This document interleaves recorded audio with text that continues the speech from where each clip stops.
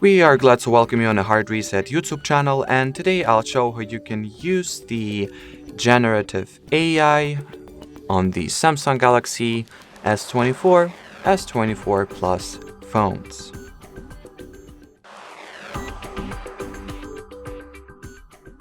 So to start, you will need to open the gallery, then find and open the photo you would like to, do that on, like let's say this one for example.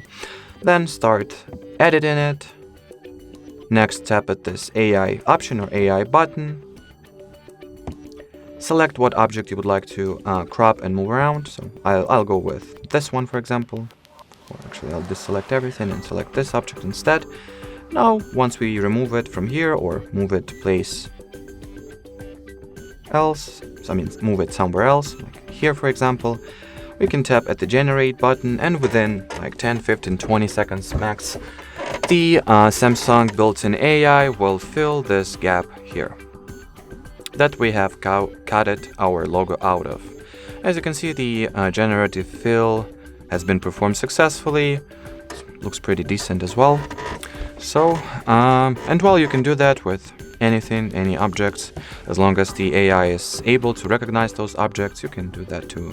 For example, I'll select this pot with an artificial plant that I have on this photo.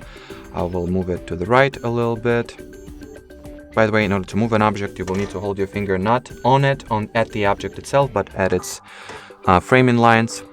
And now let's fill this gap here.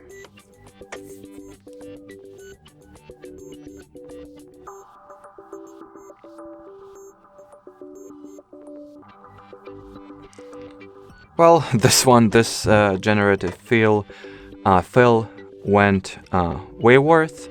But anyway, as far as this feature works, I've showed you more or less everything. So thanks for watching, thanks for your attention, and bye bye.